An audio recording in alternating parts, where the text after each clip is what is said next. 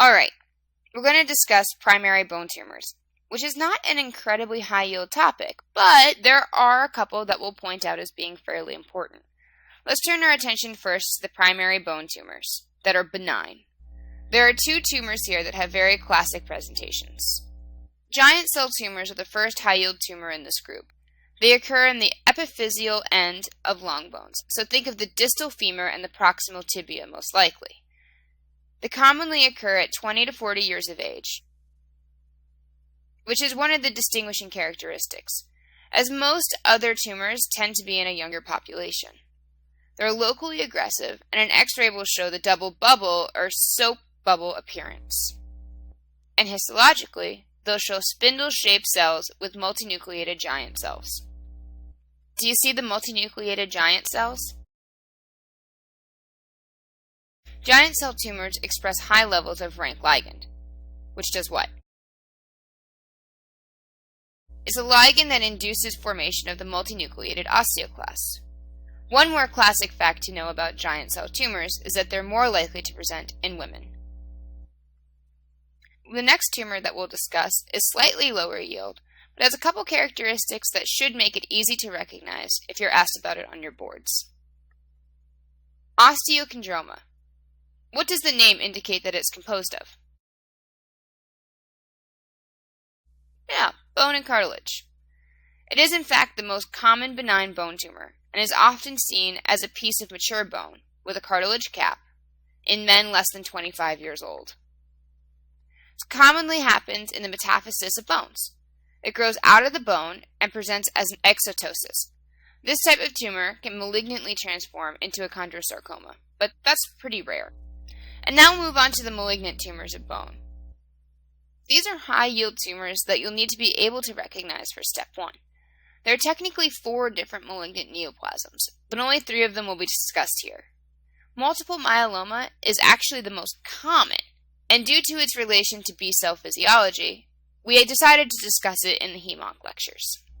The second most common malignant bone tumor is osteosarcoma, also known as osteogenic sarcoma. Who gets osteosarcomas?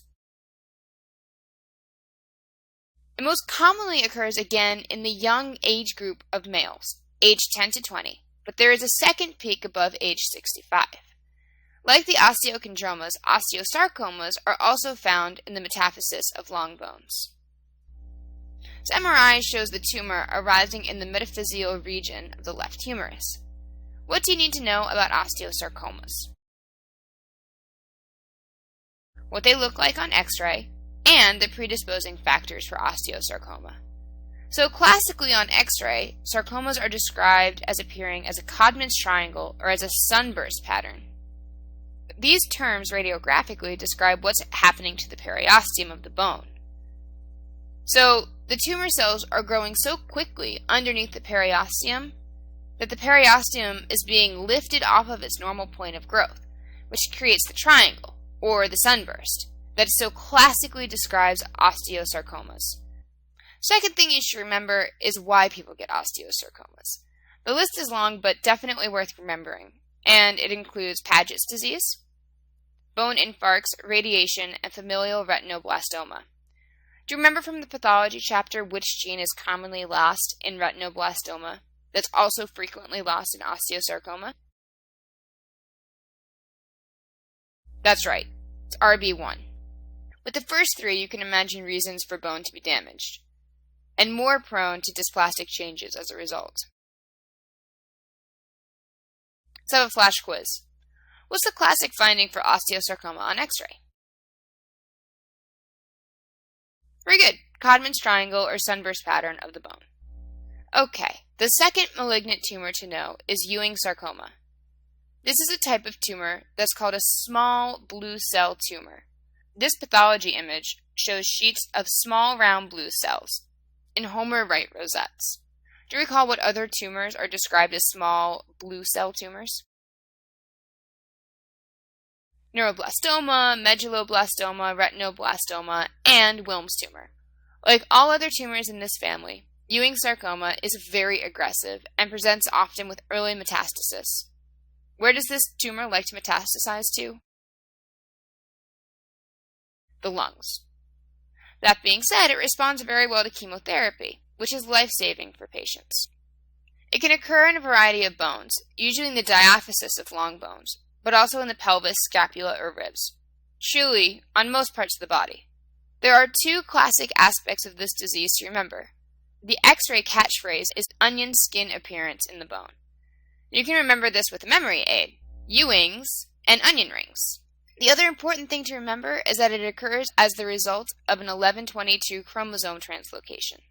There aren't any other malignancies in this category with a similar translocation, but in the Heme-Onc chapter, you'll see at least 3 more, so be sure to keep this straight. If you follow basketball, 11 plus 22 equals 33, and that was Patrick Ewing's jersey number. Another mnemonic for you. Where do osteosarcomas originate? In the metaphysis of long bones. The final tumor you should remember is the Chondrosarcoma. We discussed this a moment ago. Do you remember what it can evolve from? A benign Osteochondroma. But at times, it can also occur as a primary tumor. Who gets it? It occurs in older men, because the transition from benign to malignant often takes a long time in bone. It can occur in a wide variety of bones, usually avoiding the distal extremities and the skull. The classic appearance you'll hear is that this tumor is an expansile, glistening mass from within the medullary cavity. What tumor is described as onion skin appearance in the bone? Ewing sarcoma. Let's move on to joint pathology and talk about osteoarthritis and rheumatoid arthritis. Osteoarthritis is another very common disease, and on the Step 1 exam, common diseases will show up in questions very often. Sometimes they'll give you a presentation that will make you think of another disease, but will not give you that single additional classic feature that gives you a more exotic diagnosis than everyday osteoarthritis. And remember, common diseases present uncommonly frequently, while uncommon diseases present commonly infrequently. Always remember to consider the simple, easy, common diagnosis first, and only go with something more exotic if in fact you're being given a detail that makes you truly confirm it. And always answer the right question at the right time. Okay. Osteoarthritis is a disease that is thought to be mechanical in etiology, with chronic wear and tear of the joints that leads to destruction of articular cartilage. If you were to stain a slice of someone's osteoarthritic joint with saffron and O, what would you expect to see? A major decrease in the amount of cartilage, because this stain, saffron and O, helps to visualize bone versus cartilage. It's often marked by nodules in the DIP joints and the PIP joints, which are called the Heberden and Bouchard nodes. Try and keep these straight. I always tried to remember them by Heberden's goes with the DIP joints, and I would say to myself, hip dip, using the H to rhyme with DIP. Overall, osteoarthritis is almost exclusively found in older individuals, especially those who are obese, which puts more mechanical strain and stress on the joints. What else could alter the mechanics of a joint? Previous injuries or deformities. What will be the patient's clinical vignette? You're going to hear about an older individual with pain in the weight-bearing joint after repeated use, particularly at the end of the day, and it's going to improve with rest. When it's in the knee, it's usually on the medial aspect of the knee. What else is classic for osteoarthritis? For one, this is a non-inflammatory arthritis. When we speak more about the different inflammatory arthritides, this will be more clear. Because there is no chronic inflammatory undertone to this disease, there are no other systemic symptoms that come along with it. This is very different from chronic inflammatory arthritic diseases like rheumatoid arthritis. Knowing about the pathology, do you think we would more commonly use steroids to treat osteoarthritis or rheumatoid arthritis? That's right, they're probably going to be more useful in rheumatoid arthritis, in which their anti-inflammatory properties would have a greater effect. So what happens in osteoarthritis? Normally, there's a large joint capsule that travels up the side of the joint. Within this joint capsule, there's a synovium, which provides further protection for the joint. And finally, there's a piece of articular cartilage on each side of the joint, overlying both bony surfaces. In osteoarthritis, normal anatomy can be markedly affected. For one, the capsule can thicken, and the synovium will hypertrophy. The joint space itself will narrow, with ulcerations developing in the articular cartilage surfaces. This can also lead to bone touching directly on bone, leading to sclerosis and bone cyst formation. Finally, osteophytes may form, which can protrude into the joint space or out around the joint space borders. Why do osteophytes grow? In an attempt to stabilize the joint. The end product of osteoarthritis is a completely fused bony joint. You will most likely see a patient with knee disease and narrowing of only the medial compartment of the knee, which you can see on this x-ray. What's the first step for treatment? Weight loss and exercise. You can move to NSAIDs and glucocorticoids for non-responsive or severe pain. Last resort treatment is a knee replacement. Alright, flash quiz. Which joints of the hand do Heberden nodules affect? The DIP. Remember, do the hip dip, where H is for Heberden. Okay, in contrast to non-inflammatory diseases like OA, rheumatoid arthritis is the first of a few inflammatory arthritides that we'll discuss.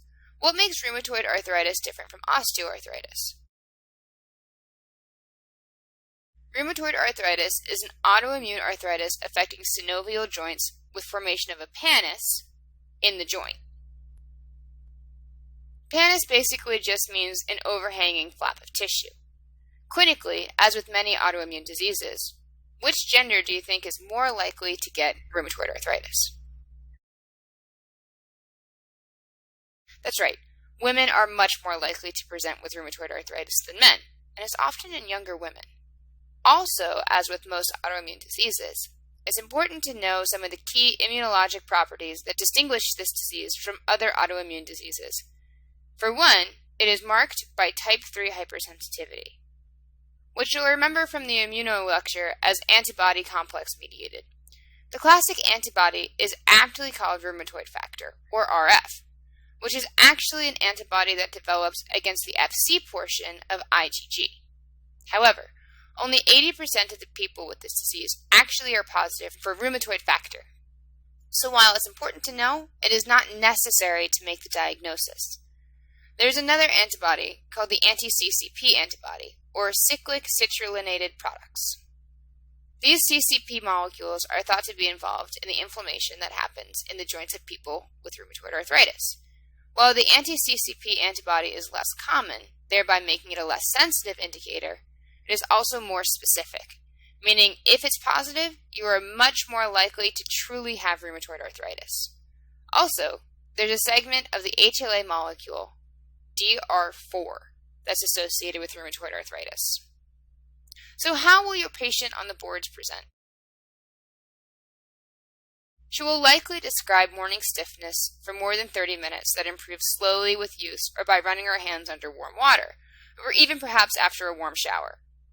Patients with osteoarthritis will have morning stiffness as well, as a result of not moving all night while asleep, but it often resolves in less than 30 minutes. Which disease improves with rest? Osteoarthritis, not rheumatoid arthritis. Also, the disease tends to be symmetric. So, if certain joints in the hand are affected, and then the same joints on the opposite hand tend to be affected, then you have rheumatoid arthritis. What else should you look for when you're thinking rheumatoid arthritis? Systemic symptoms. Systemic signs will include fevers and fatigue, weight loss, but can be more subtle with pleuritic chest pain, which would represent underlying pleuritis, or even vague chest pain that could indicate pericarditis. Just to double check, do you know what we mean when we say pleuritic chest pain? If you said chest pain that hurts when you breathe, then you're right. Use these differences to choose between the two on Step 1 questions. First-line treatment of rheumatoid arthritis involves use of NSAIDs to decrease inflammation. Selective COX-2 inhibitors, such as celecoxib, are also frequently prescribed, especially if the patient has a history of GI issues with NSAID use.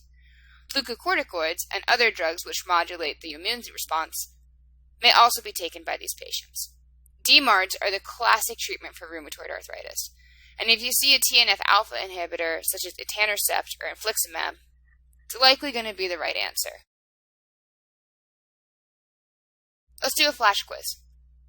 Osteoarthritis presents with stiffness at what time of the day? Usually later in the day, after exercise. Let's take a closer look at the joints involved in rheumatoid arthritis. Here, we see increased synovial fluid and pannus formation. The key here is that the joint is being degraded, instead of forming osteophytes and filling the joint space as seen in osteoarthritis. Clinically, the physical exam and radiographic findings can be very telling for RA. What would you look for on exam? You may see subcutaneous nodules, which would appear like small bumps, often not incredibly large, but usually multiple or apparent. These rheumatoid nodules don't only have to be in the skin, but also can be in the lungs or other viscera. So if you're hearing about joint pain in the vignette and see a chest x-ray with bilateral hilar fluffies, consider rheumatoid arthritis as the answer. Examine the joints themselves should focus on the hands, particularly looking out for ulnar deviation and subluxation of the finger joints. As you may imagine, chronic inflammation within the fingers will lead to many frank deformities of the joints, such as boutonniere deformity seen in these hands. Within the fingers themselves, MCP and PIP joints are most often affected, but characteristically the DIP joint is not involved, in contrast to osteoarthritis. Let's have a flash quiz. Which disease is more likely the result of, instead of results in, deformity of the joint? Osteoarthritis or rheumatoid arthritis? Osteoarthritis is the right answer.